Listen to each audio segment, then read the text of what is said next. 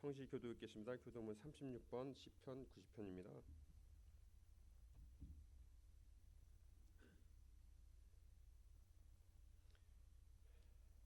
주여, 주는 대대 우리의 거처가 되셨나이다.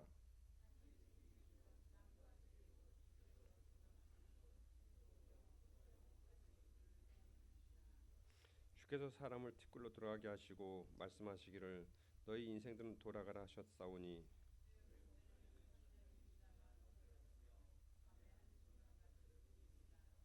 주께서 그들을 홍수처럼 쓸어가시나이다. 그들은 잠깐 자는 것 같으며 아침에 돋는 풀 같으니이다.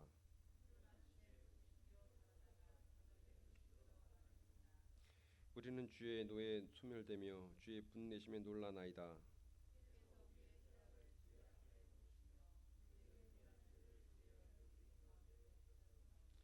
우리의 모든 날이 주의 분노 중에 지나가며 우리의 평생이 순식간에 다하였나이다.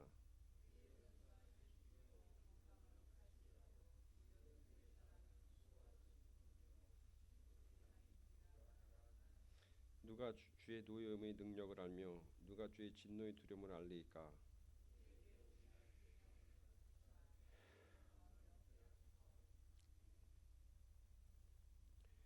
다 함께 사도신경의 신앙 고백을 드리겠습니다.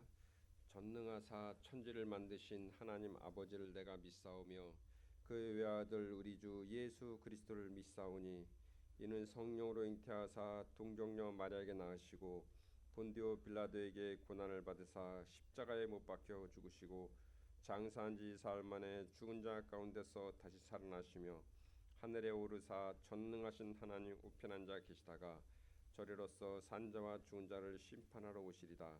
성령을 믿사오며 거룩한 공예와 성도가 서로 교통하는 것과 죄를 사하여 주시는 것과 몸이 다시 사는 것과 영원히 사는 것을 믿사옵나이다. 아멘. 다 함께 자리에 앉으셔서 찬송 411장 부르겠습니다.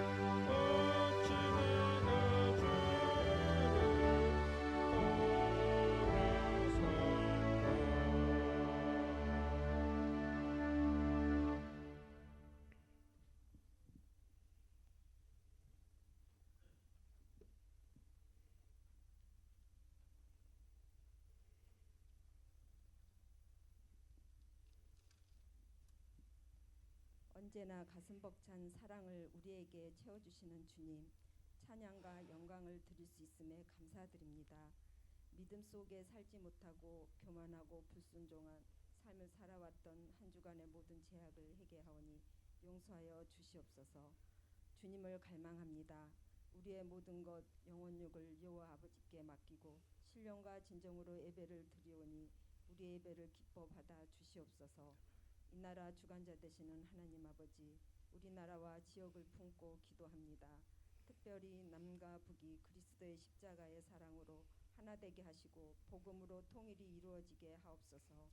풍성교회와 이 지역을 사랑하시는 주님, 부족하고 연약하지만 복음의 능력을 믿사오니 복음으로 말미암아 잃어버린 영혼들이 주님께 돌아와 풍성교회가 날로 부흥 성장하게 하옵소서. 말씀을 전하실 담임 목사님, 영육간의 강건함으로 목회와 가정의 평안과 행복이 넘치게 하시고 사역의 빛을 발하게 하옵소서. 저희들은 말씀을 통해 선포되어지는 말씀을 붙들고 마음이 아플 때 성령의 이로 앞에 서고 진리를 분별치 못할 때는 총명을 주시어 세상을 분별하게 하시고 진리를 따라 살아갈 용기를 주시옵소서. 은혜의 주님, 예배를 위해 교사, 주방 및 차량 봉사 수고해 주신 모든 성도님들에게 강건함을 주시고 가정과 직장, 사업장에 풍성한 복을 더하여 주시옵소서. 한 주간 동안도 말씀을 붙들고 능력 있는 삶 살게 하여 주시옵소서. 예배의 시종을 주님께 의지하오며 우리를 죄에서 구원하신 예수님의 이름으로 감사기도 드립니다. 아멘.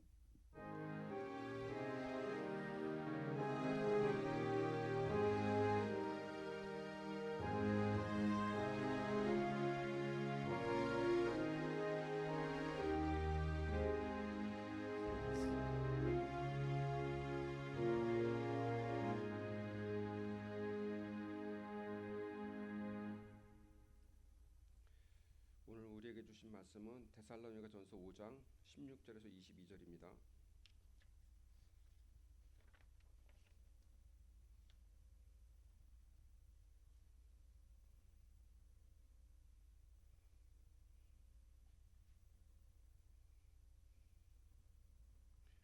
항상 기뻐하라, 쉬지 말고 기도하라, 범사에 감사하라. 이것이 그리스도 예수 안에서 너희를 향하신 하나님의 뜻이니라. 성령을 소멸하지 말고 예언을 멸시하지 말고 범사에 헤아려 좋은 것을 취하고 악은 어떤 모양이라도 버리라. 아멘.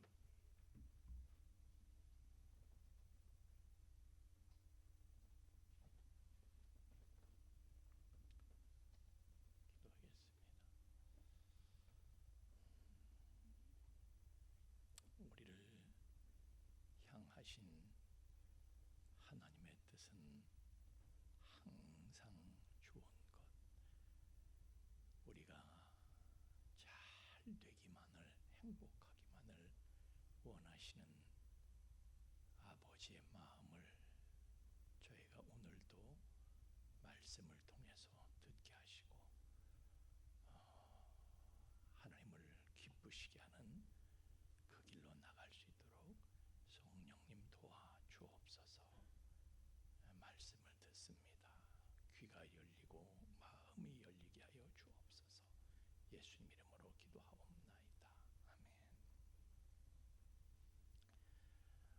아멘. 이스라엘 백성들이요, 광야에서 애굽에서 나와 가지고 가나안을 향해서 광야길을 갈 때에 그 길은요 기뻐하면서 가야 되는 길이었어요.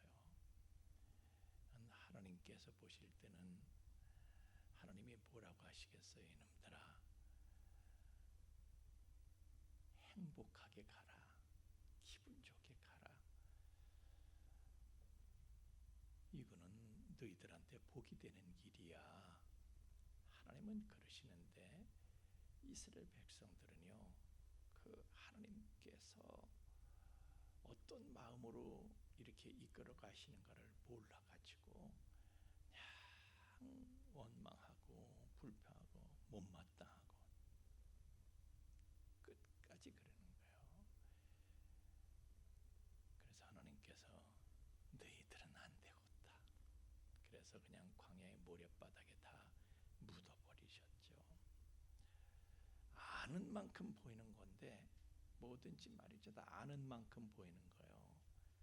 모세는 알고 있으니까 그게 보이는데 백성들은 몰라. 하나님의 뜻을 몰라. 하나님의 섭리, 의도, 목적을 몰라.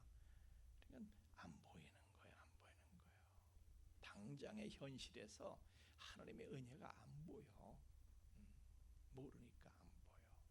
그래서 항상 그 사람들은 우울하고요. 항상 불안하고 항상 원망하고 항상 불평하고, 기뻐해야 될 일을 슬퍼하고, 감사해야 될 일을 원망하고, 그들은 그렇게 그 길을 가다가 광야의 모래 속에 묻힌 거예요.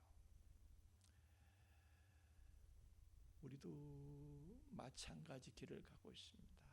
우리는 세상에서 하나님의 부르심을 받아서 지금 광야 교회로 나온 거예요. 천국인 가나안을 향해서 우리가 가고 있는데 지금 우리는 광야길을 가고 있거든요. 오늘 그래서 말씀에도요, 수고와 슬픔뿐이래. 오늘 여러분들이 교독한 말씀에 인생이라는 게 그냥 70년 사는 것이고 잘 살면 80년 사는 건데, 수고와 그 길이 수고와 슬픔뿐이래. 광야길을 가면서 고생이 되고 서글프고 그런 거예요. 그런다. 그게 항상 그냥 진퇴양난이야. 우리가 겪는 일마다 말이죠. 이럴 수도 없고 저럴 수도 없고 늘 그런 길을 가는 거예요. 그렇지만 하나님께서는요, 야, 그 길은 행운의 길이야. 그 길이 복된 길이야. 하나님께서 그 광야길을 뭐라고 하셨어요? 신명기 8장 16절에서 보면은 이는 다 너를 다 주시며 너를 시험하사 마침내 내게 복을 주려 하심이었느니라. 이 광야길은 마침내, 영어 성경에 보면요, to do you good, do you good, 너에게 유익이 된다 이거예요. in the end, 끝에 가서 보면은 너한테 유익이 된다 이거예요. in the end, final, 끝에 가서 봐. 너희들한테 이게 얼마나 큰 유익이 되었는지. 나중에 가서 결산해 보면 어라, 손해보는 길인 줄 알았는데, 다 털리는 길인 줄 알았는데, 이런 게 남았네, 이런 걸 얻었네. 너희들 수지 맞는 길이야 이거는. 하나님은 그렇게 말씀하시는 거예요.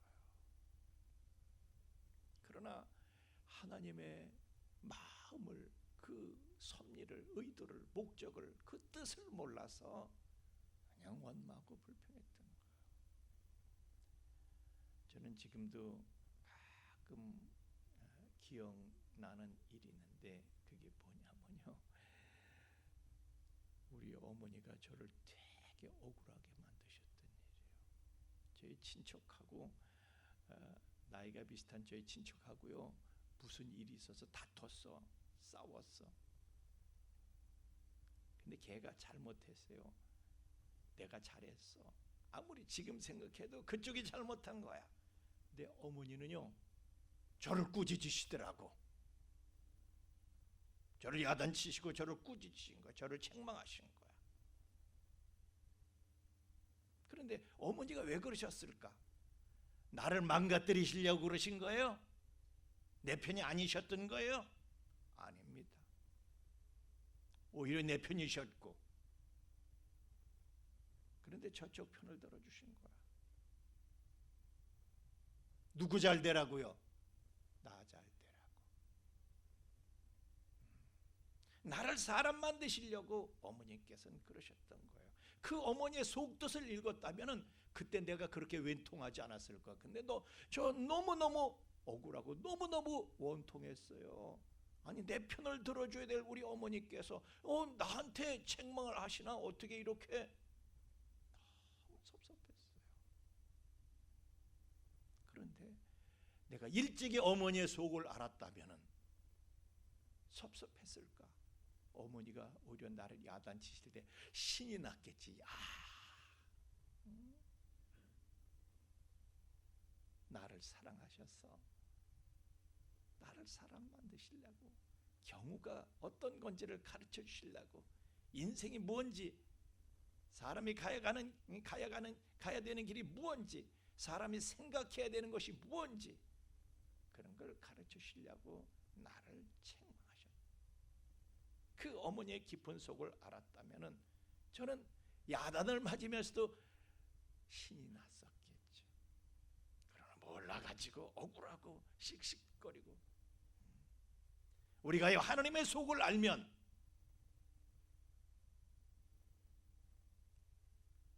내가 억울해도, 아무리 억울해도, 아무리 원통해도 우리는 신이 날 거예요. 우리가 몰라서 그래. 아는 만큼 보이는 건데 몰라서 그래. 하나님의 마음을 몰라서, 하나님의 속을 몰라서. 그래서 오늘 말씀에 쉬지 말고 기도를 해. 기도가 뭡니까? 하나님하고 통하는 거예요. 하나님하고 대화하는 거예요. 하나님과 통하는 거예요. 하나님과 연결되어 있는 거예요. 하나님하고 연결되어 있으면은 하나님의 속을 알게 되는 거예요. 그래서 하나님께서 허락하신 모든 현실에 대해서 우리가 수긍하게 되고, 감사하게 되고, 신이 나게 되고, 행복해하게 되고, 기뻐하게 되고, 감사하게 되고 그러는 것이죠. 우리가요 살아가면서 정말 현실에서는 있을 수 없는 엄청난 일을 만나가지고 허둥댈 때가 있습니다. 이거 어떻게 하나 아주 기절할 것 같아. 그러다가 눈을 번쩍 뜨면 그게 꿈이었어. 다행이다. 꿈이었구나. 그게 현실이 아니어서 다행이다. 그게 꿈이었구나. 하나님 감사합니다. 그러잖아요.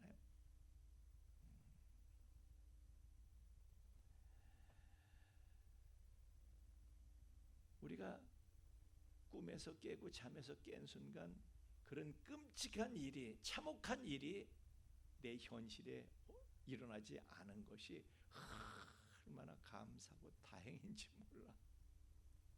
따라합시다. 다행이다. 우리는 다행스러운 삶을 살고 있는 거예요. 다행스러운 삶을 살고 있는데 어떻게 기뻐하잖아요. 하여튼 그런 꿈에서 깨고 나면 아이고 감사합니다 하나님.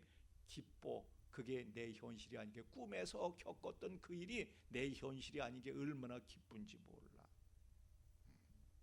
그래서 하나님께서는 우리에게 현실에 기뻐할 줄 좀 알라고, 이놈아 현실이 얼마나 기쁜 건데 순간순간 즐겨. 그래서 우리에게 악몽을 때로는 꾸게 하시는 거 아닌가, 그런 생각을 합니다.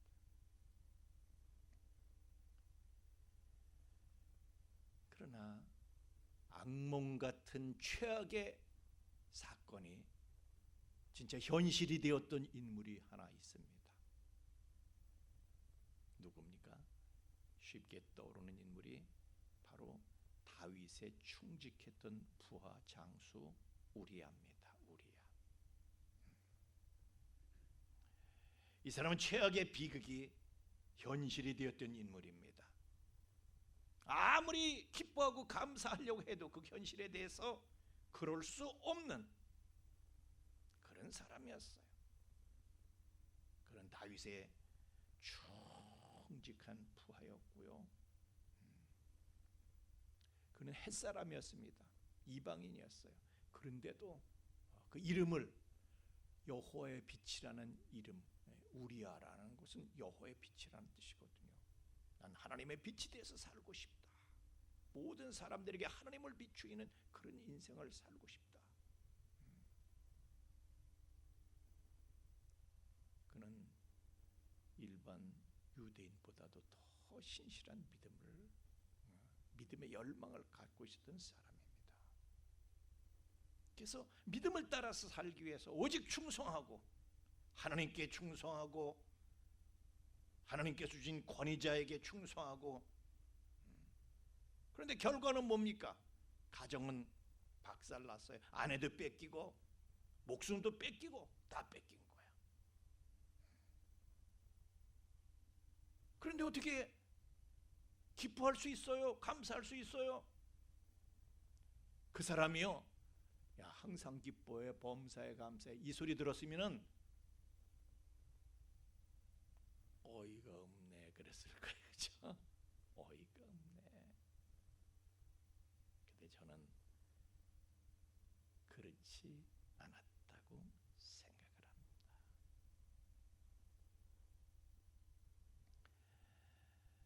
그는 믿음을 따라서 사실 원수 같은 사람의 죄를 자기가 뒤집어 쓰고 죽음의 길을 간 거예요. 원수 같은 사람의 죄를, 자기가 원수가 되는 사람의 죄를 뒤집어 쓰고 죽음의 길을 갔다. 나는요, 우리아가 다윗 왕이 자기네 집에 자기한테 했던 걸 모르고 그렇게 했다고는 생각하지 않습니다. 아니, 나단 선지자도 아는데,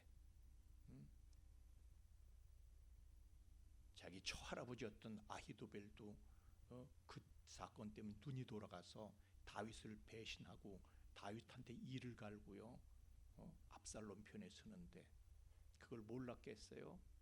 갔을 때 벌써 자기네 집 하인이 쫓아와가지고 무슨 일이 있었는지 벌써 얘기를, 자기 집 왔으면 자기 집이 어떤지 우선 잘 있는지 안 챙겨봤을 거예요. 그래서 다윗한테 당신은 그러지만은, 전쟁 중에 당신은 그러지만은 나는 이 길을 간다. 하나님의 빛을 비춰주기 위해서 그런 집에도 안 들어가고 이게 믿음의 길이야 보여주고 싶었던 거고, 그리고 전장에 나가서 그 원수 같은 사람의 죄를 뒤집어 쓰고 죽음의 길을 믿음으로 간 거예요. 그게 예수님의 길이에요. 예수님이 어떻습니까? 하나님의 원수된 우리, 죄인이라는 것은요, 하나님의 원수라는 뜻입니다. 하나님의 원수 같은, 하나님의 원수인 우리의 죄를 뒤집어 쓰시고 주님께서 죽음의 길을 가신 게 십자가 아닙니까? 우리아는 그리스도 같은 길을 간 거예요. 그래서 하나님께서는 우리아를 그리스도의 족보에 올려놓습니다. 보세요. 마태복음 1장에 보면은 이새는 다윗을 낳고, 다윗은 우리아의 아내에게서 솔로몬을 낳고, 솔로몬이 어디에서 나왔어요? 우리아의 아내에게서 나왔어. 솔로몬이 다 떼어놓고 그 보세요. 우리아의 아내에게서 솔로몬이 나왔어. 하나님께서 우리아를 어떤 대우를 하고 계시는지를 알 수가 있습니다. 마치 우리아가 솔로몬의 아버지인 것처럼 그렇게 표현을 한 거예요. 사람들은 우리아를 보고 바보처럼 살았다고 생각할지 모르지만은, 그러나 하나님께서는요, 우리아를 급이 다른 사람으로 인정을 하고 계시는 것입니다. 사실 다윗도 생전에 우리아를 인정을 했죠. 그래서 이방인인데도 불구하고 특급 대우를 해주는 거예요. 우리아의 집이 왕궁 근처에 있잖아요. 그래서 옆집인지도 모르지. 이렇게 보니까 그 집안이 훤히 다 내다 보이잖아요. 그 집안을 다 훤히 볼 수 있는, 숟가락이 몇 개인지 젓가락이 몇 개인지 볼 수 있는 그런 위치에 있었다는 거예요. 왕궁 근처에 있었다는 거예요. 그러니까 우리아가 얼마나 신임을 받고 있는지 알 수가 있어요. 그런데 그렇게 신임하고 그렇게 총애했던 신하를 억울하게 보내고, 다윗이 얼마나 괴로웠겠어요. 사실은 말을 안 해서 그렇지, 말을 할 수가 없지, 말을 할 수가 없어서 그렇지 얼마나 괴로웠겠어요. 그래서 나단이 와가지고 그 일을 건드린 순간 다윗의 괴로움의 풍선이 그냥 터져버린 거예요. 그래서 시편 6편 6절 말씀에 보면 내가 탄식함으로 피곤하여 밤마다 눈물로 내 침상을 띄우며 내 요를 적신하이다. 자기가 얼마나 잘못했는지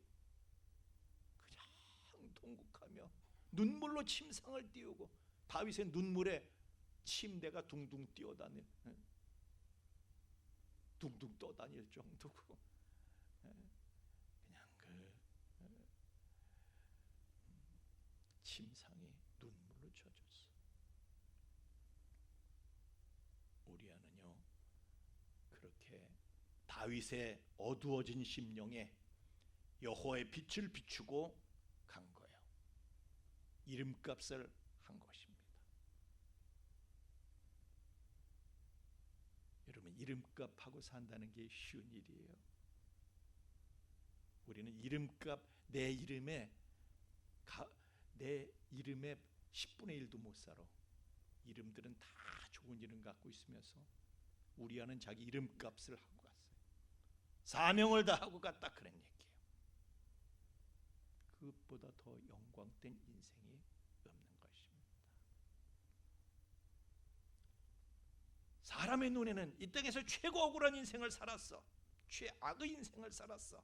그러나 영원의 나라에서는 하나님의 빛을 비춘 영광된 삶을 사는 것으로 사는 그런 사람으로 인정을 받고 있는 거예요. 우리아는요 이 땅에서 최악처럼 보이는 인생도 하나님 앞에서는 기뻐할 이유가 있다는 사실을 우리에게 증언해주고 있는 것입니다. 그런 일을 다 겪었어요. 다윗은요 그런 걸 다 보고 다 겪었어. 그러면서 나중에 다윗이 무슨 일을 또 당하게 되느냐, 그가 압살롬의 난이 있었고 쿠데타에 있어가지고 도망을 갈 때 시므이가 바후림에서 막 티끌을 날리면서 저주를 할 때에 너무 억울한 거야. 그래서 그 수하에 있는 아비새가 저 죽은 개 같은 자, 저기 어떻게 내 왕한테 저 떠오르 굴 수가 있습니까? 내가 저거 쫓아가가지고 저는 머리를 베게 해 주옵소서. 저는 머리통과 몸통을 내가 그냥 아주 분리할 수 있도록 그렇게 해주세요. 그래서 다윗이 말립니다. 그냥 둬라. 억울한 게 복이다. 그냥 둬라. 억울할수록 기뻐할 일이다. 사무엘하 16장 12절에 보면은 혹시 여호와께서 나의 원통함을 감찰하시리니, 12절 말씀, 여호와께서 나의 원통함을 감찰하시리니, 하나님이 다 보고 계신데 억울한 걸 다 보시고 그 저주 때문에, 그 억울함 때문에 그걸 선으로 내게 바꿔서 갚아주실 것이다. 그러니까 억울한 일을 당할수록 더 복이 되겠다는 것입니다. 하나님은 억울함을 보상하시는 분이에요. 여러분, 이 세상에서 가장 억울하게 살고 이 땅에서 가장 억울한 삶을 살고 가신 분이 계시다면 그분은 바로 예수님이십니다. 예수님은요 양심에 걸릴 만한 일을 하신 적이 한 번도 없어. 우리하고 전혀 본질이 다른 인생을 사셨어요. 우리는 다 천연덕스럽게 앉아있지만 양심에 걸리는 게 얼마나 많아. 예수님은 그런 게 전혀 없으셨던 분이야. 양심이 지원하는 삶을 사셨던 유일하신 분이야. 그런데 세상은 그를 흉악범 취급을 했어요. 그래서 십자가에 처형을 시켰으니 얼마나 억울합니까? 그러나 하나님께서는 이름으로 그를 지극히 높여 모든 이름 위에 뛰어난 이름을 주셨대. 그래서 하늘에 있는 자들과 땅에 있는 자들과 땅 아래 있는 자들로 모든 무릎을 예수 이름에 꿇게 하셨다는 거예요. 그래서 예수님은 그 길을 기쁨으로 가시는 거예요. 예? 그래서 그 길의 마지막에 뭐라고 하십니까? 테텔레스타이, 다 이루었다. 다 됐다. 기쁨의 선언을 남기시고 고개를 떨구셨던 것입니다. 그래서 윤동주는요, 시인 윤동주는 십자가라는 시에서 예수님을 이렇게 표현하고 있어요. 괴로웠던 사나이. 몸은 괴로웠죠. 그러나 행복했던 예수 그리스도, 이렇게 표현하고 있어요. 몸은 괴롭지만 마음은 행복했다, 그런 얘기죠. 여러분, 억울하기로 치자면요, 이 세상에서 가장 억울한 건 순교자들입니다. 우리는 하나님 나라에 속해 있기 때문에 가장 영광되고 가장 축복된 인생들이라고 그러지만은 사람들의 눈에 보기엔 가장 억울한 거예요. 하나님을 사랑해서 오직 충성했는데 그 대가가 뭐예요? 모가지 날아가는 거야, 모가지 떨어지는 거야. 그렇지만 하나님께서는요, 그들을 특별 대우하시는 거예요. 최고의 대우를 하시는 거예요. 요한계시록 6장 9절에서 11절 말씀에 보면요, 하나님께서 그들의 신원을 들으시고 인간의 역사를 움직이시는 거예요. 그들의 신원은 인류의, 인간의 이 세상의 역사를 좌지우지하고 있어요. 하나님께서는 그들에게 최고의 영광을 그리고 최고의 권세를 그들에게 주시는 것입니다. 보상하시는 거예요.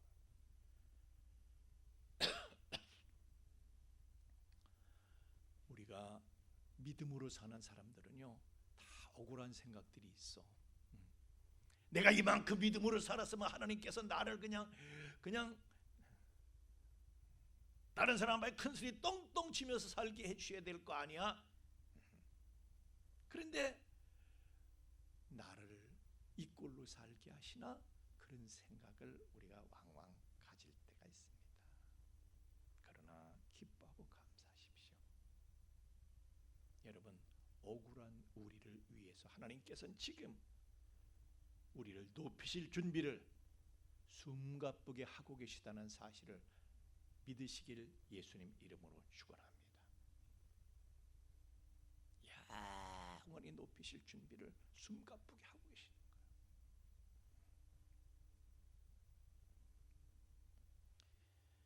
그렇지만 마귀는요, 우리가 기뻐하는 걸 원하지 않아. 마귀는 우리 행복을,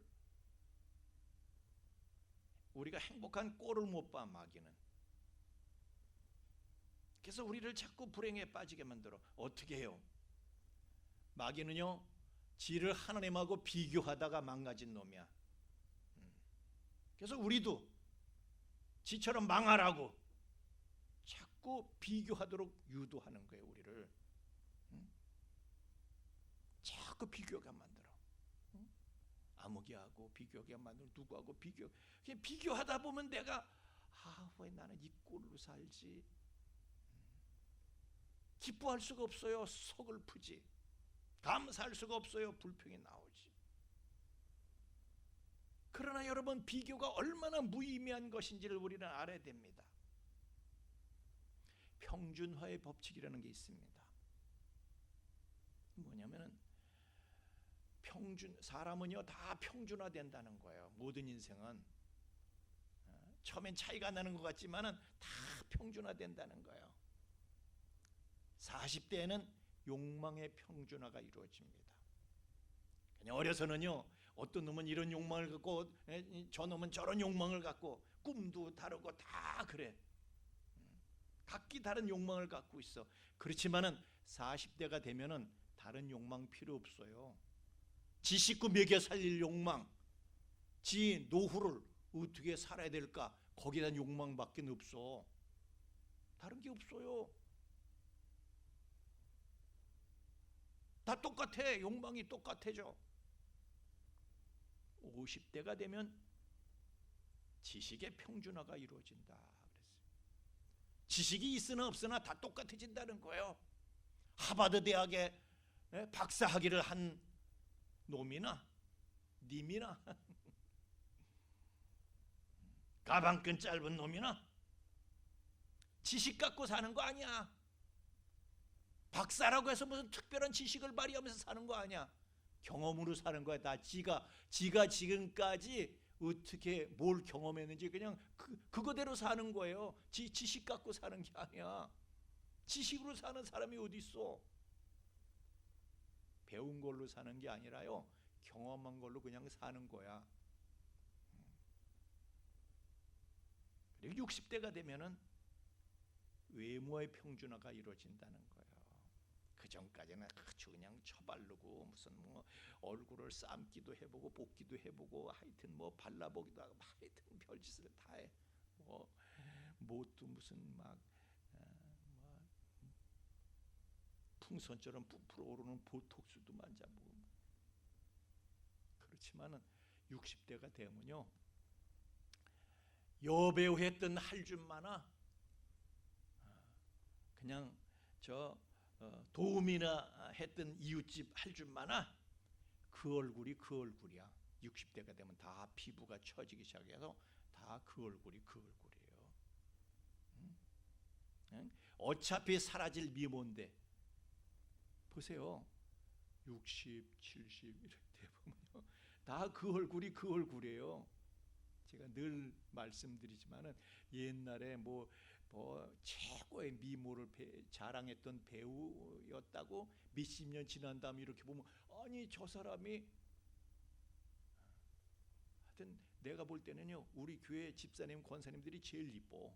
그 배우들은 더 이상 옛날에 그 사람이 아니야. 아니문이다야. 외모의 평준화가 이루어집니다. 다 그 얼굴이 그 얼굴이야. 그걸 가지고 어차피 사라질 미모를 가지고 별의별 짓들을 다 하는 거예요. 그럼 70대가 되면요, 성의 평준화가 이루어집니다. 옛날에는 남자는 남자대로 여자는 여자대로 아주 남성미를 잘하고 여성미를 잘하고 섹시해지려고. 그런데 70대가 되면요, 그 구분이 없어져. 그냥 남자고 여자고 그 몸뚱이가 그 몸뚱이야. 구분이 없어져. 여러분 요양병원 가보세요. 남자 여자, 남자 몸뚱이 여자 몸뚱이 물론 구분은 하지만은 사실은요, 요양병원에서는 그냥 다 사람 몸뚱이로 그냥 취급하는 거예요. 뭐 남녀 구분이 없어져. 성의 구분이 없어져요. 우리 친구도 그래요. 친구도 뭐 이제는 남자고 여자고 가릴 게 없어. 그냥 항상 내 옆에 있어서 내 말 받아주고 이런 사람이 친구지, 무슨 여자고 남자고 그런 거 이제 가리질 않습니다. 그러다 80대가 되면은 부의 평준화가 이루어집니다. 있는 사람이나 없는 사람이나 별 차이가 없다는 거예요. 옛날에는요, 돈 있다고 여행 가고 돈 있다고 맛있는 거 먹으러 가고. 근데 80대가 되면은요, 다 귀찮어. 돈 있다고 무슨 귀찮어. 돈 있다고 맛집 귀찮어. 그냥 세 끼만 제대로 내가 먹고 소화시킬 수 있으면 그걸로 만족해. 돈 있다고 돈 쓰는 거 귀찮어. 있는 사람이나 없는 사람이나 그냥 똑같아지는 거예요. 세 끼만 제대로 먹을 수 있으면 그걸로 만족하는 거예요. 90대가 되면요, 생사의 평준화가 이루어집니다. 그러니까 사는 거나 죽는 거나 똑같아진다 그런 얘기예요. 살아 있어도 몸이 괴롭고 움직이기 힘들고. 그러니까 죽은 거보다 나을 게 없어. 생사의 평준화가 이루어지는 거예요. 100살이 되면은 그때는요, 자연 속의 평준화가 이루어지는 거예요. 왜? 다 흙으로 한 줌이 흙으로 돌아가는 거야. 자연에 편입되는 거야. 그래서 다 똑같아지는 거야. 결국엔 모든 인생은요, 초반에는 굉장한 차이가 있는 줄 알았지만 나중 가서 보니까 다 똑같아. 완전한 평준화가 이루어지는 거예요. 그럴 걸 가지고 몇십 년 잠깐 살 동안에 그냥 차이를 두고 싶어서 그냥 자기는 특별하고 싶어서 아주 난리 그런 난리를 치면서 그냥 발악을 하면서 사는 거예요. 어차피 차이가 없어진다니까. 바라케도 다 똑같아져. 비교해봤자 무의미한 것을 가지고 다 나중에가 무의미해질 것인데 비교 자체가 무의미해져. 왜? 똑같아지니까. 그거를 가지고 비교하면서 그냥 속상해하고 불안해하고 그럴 필요가 없다는 거예요. 성경은요, 그냥 지금 있는 바를 족한 줄로 알아. 그냥 순간순간 행복한 줄 알고 그냥 그렇게 살아. 즐기면서 살아. 만족하고 행복하라는, 기뻐하라는 거예요.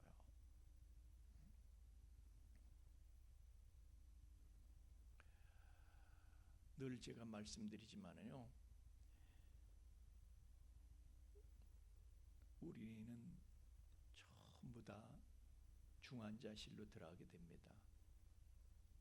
아멘입니까? 죽기 전에 중환자실 다 들어가요. 오늘 장로님이 못 나오셨는데 저 양반도 지금 갑자기 새벽에 장에 트러블이 와가지고 응급실로 실려가서, 우리는 다 중환자실에 들어가게 되거든요. 죽음을 앞두고. 그러면 무슨 생각이 듭니까? 그동안 지나왔던 모든 순간들이 너무너무 귀한 거예요. 심지어는요, 내가 힘들고 괴로워서 아주 그냥 죽겠다던 그 순간까지도 그리운 거야. 그때 내가 왜 그렇게 불행했을까? 행복할 걸. 그 순간까지도 돌아가고 싶어. 부러워. 그때 내가 왜 괴로워했을까? 그냥 충분히 즐길 걸. 제가 이렇게 지나다니면요, 이렇게 수레에 폐유지 주워 가지고 이렇게 싣고 다니는 노인네들을 보면은요, 자기 몸도 못 가노.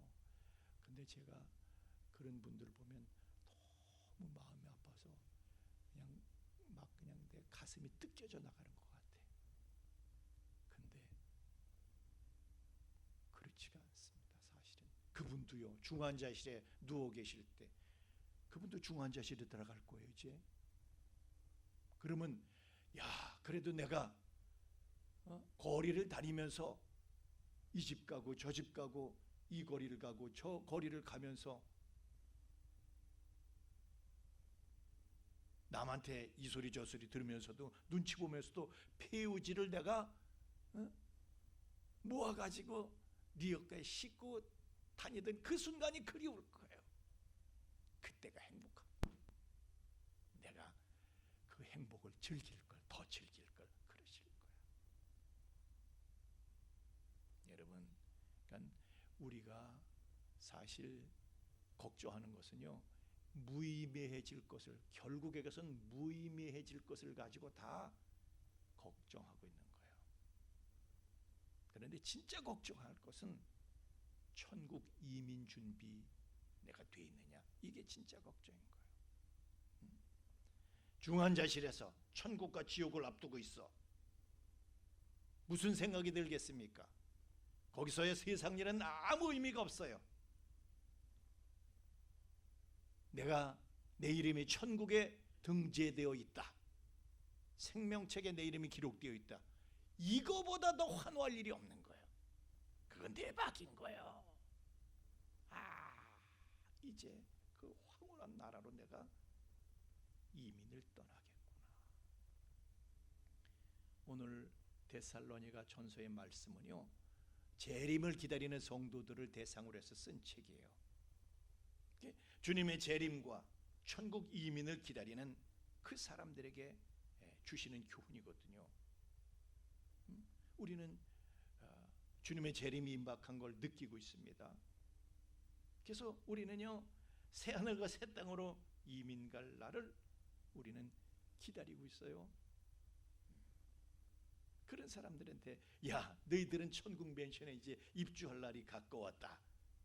그러니까 얼마나 기뻐하냐. 이런 일 저런 일 세상 일이 이렇든 저렇든 그런가 별거 아니야. 기뻐할 일이다.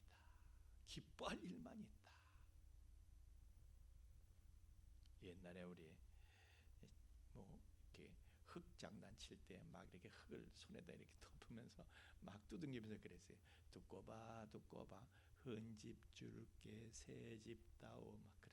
두고 봐. 우리 지난번에 그 어디야 청년부 수련회 마지막인데 이름이 뭐예요? 예? 화담숲에 가보니까 그 두꺼비 있더라고, 그지? 두꺼비. 우리 흙을 이렇게 손등에 덮은 두고 봐. 헌집 줄게 새집다오. 여러분 우리가 그러는 거예요. 하나님, 이 헌집 드릴게요. 이건 다 지구는 이제 다 낡아서 수명이 이제는요 지구는 구제불능이야. 이미 구제 선을 넘었어요. 올 여름 더웠다고요? 기상학자들은 얘기를 하고 있어요. 올 여름이 더웠다고 하지만은 이제 이후로는 2024년의 여름이 제일 시원했다고 기억하게 될 것이다. 이렇게 얘기하고 있어요. 지구는 끝나가고 있어. 주님, 이 헌집 우리가 드릴게요. 이 세상 처음 하늘과 처음 땅은 그냥 우리가 반납할게요. 새 하늘과 새 땅, 새 집을 주세요. 새 집을 주실 것입니다. 그러므로 여러분 항상 기뻐하시고 모든 일에 감사하시고, 근데 우리를 향하신 하나님의 속을 알면 우리가 늘 기뻐할 수 있어요. 항상 하나님과 연결돼서 하나님의 마음을 하나님께서 하나님의 마음을 우리에게 부어주셔서 그분의 뜻과 섭리 이것을 알고 그분의 속을 알고 항상 기뻐할 수 있는, 항상 순간순간 행복해 할 수 있는 광야 인생이 되기를 예수님 이름으로 축원합니다. 찬양하겠습니다.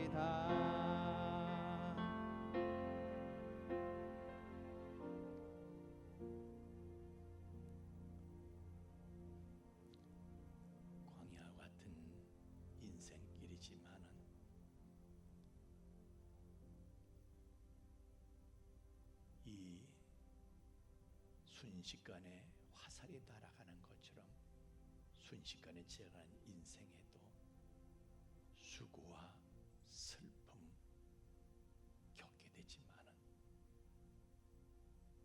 그러나 이 광야길의 수고와 슬픔은 나를 낮추시고 나를 시험하사 마침내 내게 복을 주려 하심이라고 하나님 우리에게 하나님의 속마음을 일러주셨습니다. 우리가 하나님의 사랑과 하나님의 지혜와 하나님의 능력을 믿음으로 순간순간 기뻐하며 모든 것을 행복해하며 즐기며 그렇게 살 수 있도록 우리의 행복만을 바라시는 아버지를 우리가 또한 기쁘시게 할 수 있도록 그런 삶의 지혜를 저희들에게 주시기를 원합니다.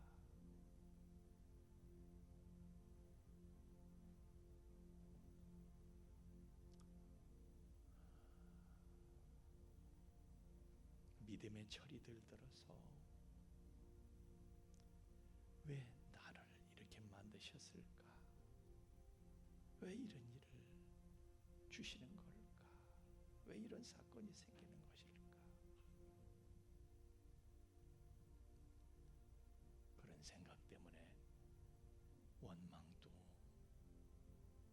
불안도, 걱정도 이따금 들지만은 그러나 우리 아버지께서는 뜻이 있으셔서 분명한 목적과 섭리 가운데서 이 모든 일들을 내게서 진행시켜 가고 계심을 믿는 믿음에 설 수 있도록 하나님의 말씀을 통해서 우리를 권고하여 주시기를 원합니다. 정말 우리의 인생길, 광야 같은 인생길은 수고와 슬픔뿐이고 모든 인생은 고난을 위해서 난난히 불티가 그 위로 나름 같으니라 말씀하셨는데 하루도 안심할 날이 없고 하루도 행복할 날이 없지만은 그러나 하나님께서 아니다. 이거는 너에게 복이 되는 길이다. 이거는 네가 기뻐하면서 가야 할 길이다. To do your good in the end 라고 말씀하시니 그 말씀 앞에 나를 숙이고 그냥 나를 부인하고 그 말씀 받아들임으로 순간순간 즐기며 행복해 하며 기뻐하며 갈 수 있도록 도와주옵소서. 예물을 드립니다. 우리의 마음과 뜻과 소원을 실어서 드립니다. 흠명하시고 연락하시고 새 은혜로 우리의 광야길에 동행하여 주옵소서. 드려진 예물은 이 광야길 가는 인생이지만은 그러나 주님께서는 우리의 현실 속에 하나님의 역사가 충분하게 보이지 못하나 그러나 우리가 그것은 하나님을 알지 못해서 그런 것일 뿐이요 그냥 나타난 구름 기둥 불 기둥 그것을 증거 삼아서 믿음으로 기뻐하며 감사하며 이 길을 갈 수 있도록 도와주옵소서. 예물이 쓰이는 것을 주님 친히 함께 해주셔서 동행하시는 우리의 목자 되시는 하나님을 모든 사람들에게 증거하고 전파하는 데 예물이 바르게 효과적으로 쓰여지도록 친히 주관하여 주시옵소서. 예수님 이름으로 기도하옵나이다.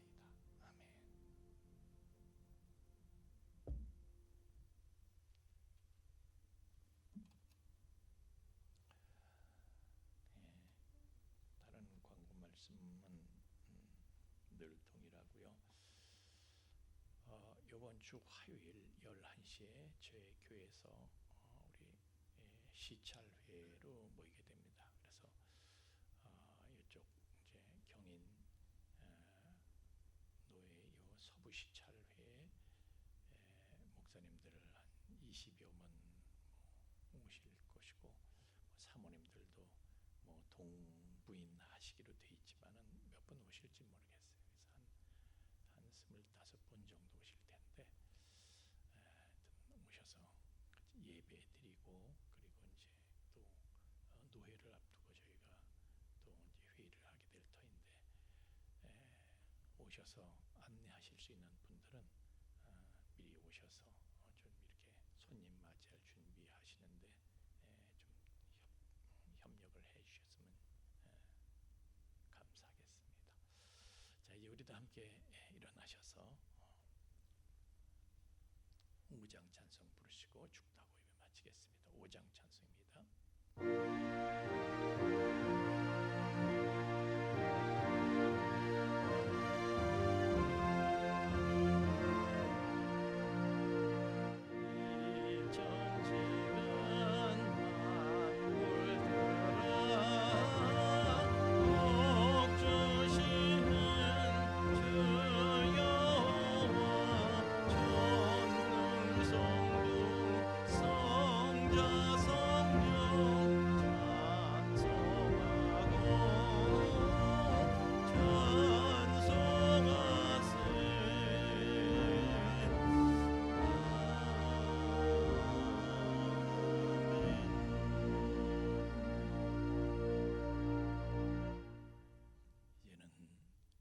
죄와 사망의 영원한 불행에서 우리를 건져주신 우리 주 예수 그리스도 구속의 은총과 또한 그 사랑을 계속해서 우리에게 계시해 주시는 아버지 하나님의 깊고 거룩하신 사랑하심과 그 사랑을 우리로 하여금 깨닫게 하시고 그 사랑을 누리며 그 안에 영원히 거하게 하시는 성령님의 감화 감동 충만케 하심이 광야와 같은 인생길을 우리가 가고 있지만은 그래서 언제 어느 때 안심할 수 있는 상황도 아니고 정말 감격할 수 있는 그런 상황도 눈에 보이지 않는다 해도 그러나 믿음으로 이 길은 하나님께서 인도하시는 길이고 마침내 우리에게 복이 되는 길이기에 주님께서 이끄심을 우리가 믿음으로 정말 이 길을 기뻐하며 감사하며 늘 기도하며 하나님의 마음을 하나님의 속뜻을 그 섭리 우리를 향하신 목적을 알므로 늘 감격과 감사와 기쁨 가운데 인생길을 나아가게 될 우리 풍성의 가족들의 머리 위에와 또한 그 가정회와 삶의 터전 위에 이제로부터 영원토록 함께 계실지어다. 아멘.